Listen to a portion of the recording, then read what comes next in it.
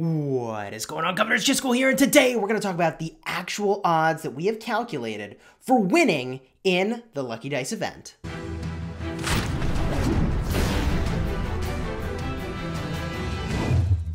Hello, my friends. Welcome back. Today we're going to reveal statistics. Yes, we're going to look at odds for winning in the Lucky Dice event at the different tiers. And as you're doing your own calculations for what is worth doing, you will at least be armed with the chances that you win. If you like Rise of Kingdoms guides that help you get value and smash your enemies, then consider smashing the subscribe button. For daily Rise of Kingdoms videos, we are also a sponsored content creator. Now, as I was looking at this event, I realized that there's a comparison point for me, which is something called Settlers of Catan. It's a board game. It's very fun. You roll 2 dice all the time in this game to get different things. And so for me, some of these statistics were intuitive, but I wanted to really spell it out so that you could make some of your own good choices. P.S. If you are interested in seeing Settlers of Catan, link is in the description. That is an Amazon affiliate link, which supports the channel if you do end up purchasing Settlers of Catan. So, right over here, the dice. What I believe I noticed, and we'll roll the dice a couple times to prove it, is that in the first attempt, there are 5 spaces available. In the next prize reward, there's 4 spaces available at the start, and everything after that, I believe, is 3 spaces at the start. The odds are very low.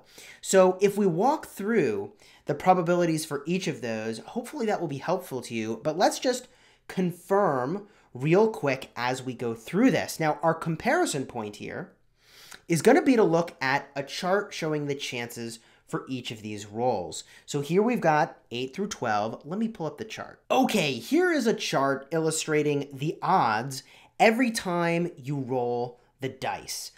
Now, you can see here, as I mentioned in my last video, card up in the top, where we sort of got value, we sort of got wrecked. We had one of our worst misclicks ever as we were doing this event. You can see that the odds for rolling a 7 is the literal best. When you roll 2 dice, there are 36 different combinations that you could ultimately have across the 2 dice. And the number of combinations that get you a 7, there are 6 different combinations. So 1 in 6 of the time, you get a 7, which is, pretty frequent. That is a 16.7% chance, which you can see right here. Now, if we're looking at a 6 or an 8, it's a 5 out of 36. A 5 or a 9 is 4 out of 36 for either of those rolls, and so on. So basically, your best odds are right in the middle at a 7, and then it goes down at a consistent amount every time you go further and further from that 7. So if we look at the roll that's ahead of us here, an 8 through a 12 is a pretty broad range. It seems good, right? An 8 is going to give us 5 out of 36 chances. A 9 is going to give us 4. Then a 10 is going to give us 3. And 11 is going to have 2 chances. And to get a 12, you got to roll the double 6s. So there's only one world in which you get that. So just doing some quick math here, that's 9, 12, 15 out of 36 chance that we spend 300 gems and get the reward. So there's less than a 50% chance that if we do this first roll, we'll get the reward. We'll show you what that looks like here. We'll see what we get. So here we go in, 8 through 12, less than a 50% chance that we get this. Wow, looks like we got pretty lucky there. We nailed it. Now, we're going to, oh gosh, are we going to do it? The silver keys are just so bad. I actually, because the second tier reward is, well, we'll just do it. Oh gosh, here we go. We hit continue. Okay, so now our chances, we have 4 spaces. Okay, we have 4 spaces, which is 8 through 11. Now, I don't know if the spaces it gives you are random each time, but if they are, that means some of these, if you're looking at the attempt, are going to be more premium than others. Obviously, being centered around the 7 is much, much better than being centered around, a 9 or a 10, which is kind of what we have here. So the odds here are just slightly less than the last time around. We just removed the 1 out of 36 that we were going to get, the 12. So in this case, our odds are still just slightly less than 50% that we nail this. Obviously, I don't think silver keys are worth it, and we didn't make it. So now we're rocking another 300 gems, and worth mentioning, we were over 50% chance to make it when we included that 7 in the roll. So when it includes a number that is closer to the 7 or is the 7 itself, your odds go up a lot. But when it includes a number that is far away on the range from the 7, they don't go up very much. So if we had gotten the extra 12 included in our possibility space for getting rewards, it really would not have given us much more of a chance to get the rewards. We're going to hit continue in this case. And now it goes down to 3 spaces, which in my experience, going all the way up to the top tier of this, 3 spaces is what you start with for the remainder of these polls. Now, what are the odds like when you are only getting 3 spaces? And if we go back and we look at this, we have 9 through 11. Okay, so 9 through 11 means we have 4 out of 36, 3 out of 36, and 2 out of 36. So 9 out of 36 of the times that we roll the dice, we're actually going to get the rewards. So we're looking at exactly a 25% chance, 1 in 4, that we're going to get this. Now, this doesn't actually work this way, and now we're getting into like kind of college level statistics to try to guess exactly how many gems it would take, because it's going to get better and better every time we do this, assuming we don't land in the right spot. So let's give it a shot here. We got a 1 in 4. We'll show you what that looks like, and we'll see how this goes. 1 in 4 chance that we land between 9 and 11. We roll the dice. 4 is great. 2 is bad. Now, it extended and gave us an 8. Giving us an 8 is pretty solid. That's giving us an additional 5 out of 36 rolls that could land in the right space. So now we're cruising into like the 32-ish% chance that we actually get the reward if we roll this again. 6 is a great start, and there we go. We got it. Now, I'm not going to go any further with this particular set of rolls, but I think that gives you a sense of what the odds are. 25% chance off the bat, not so bad, but the best starting probability would be if you had the 7, the 8, and the 6. Now, this is a really good starting roll, by the way.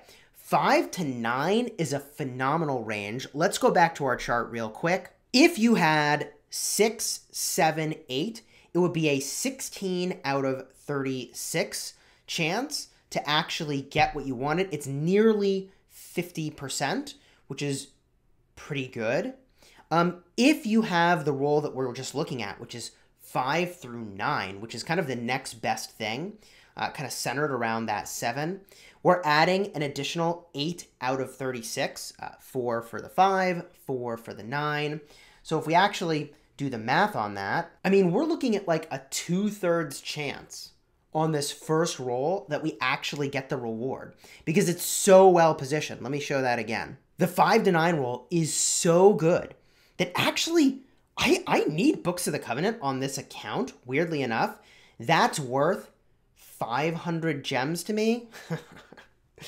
There's a 2/3 chance that I would get it. I mean, the lols for YouTube.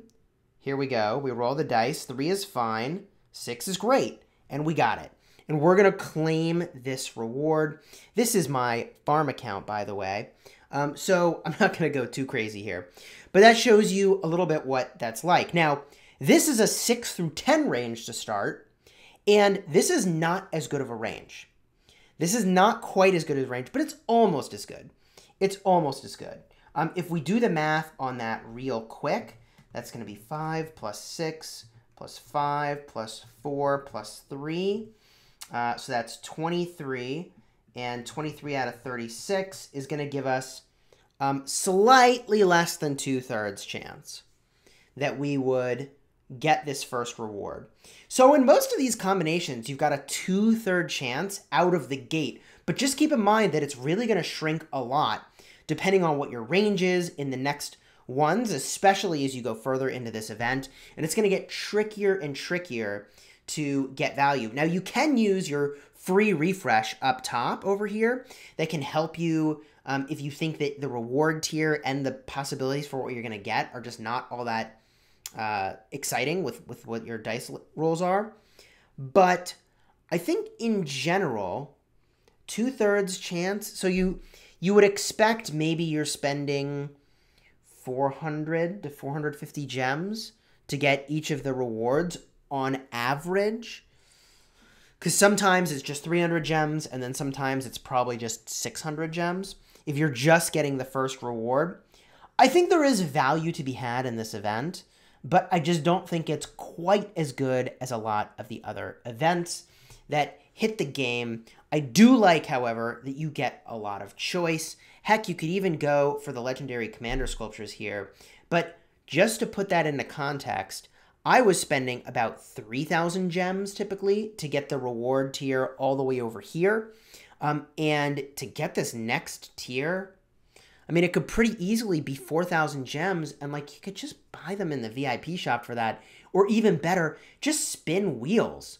Spinning wheels will get you more value on the whole to get these legendary commander sculptures at the top tier. Now, if you wanted to get really scientific about exactly what the odds are for each of these different levels, we need someone to create, I don't know, some kind of mapping. Let's just assume that the range is 100% random for what different starting range you have for each of these levels. Now, it might not be completely random, by the way. They may, at the harder end of this event, force the range over here or on the other end, but let's assume that it's totally random. You'd have to figure out what the chances are that the range is, for instance, a 2 through 6, a 3 through 7, a 4 through 8, and so on, figuring out each of the possible ranges and what the probabilities are. And if it's 100% random, you could come up with, like, on average, what the chances are that any next roll you're about to go do, if you're deciding whether or not you continue, is going to be favorable. In fact, it would be awesome if somebody goes in and does this math.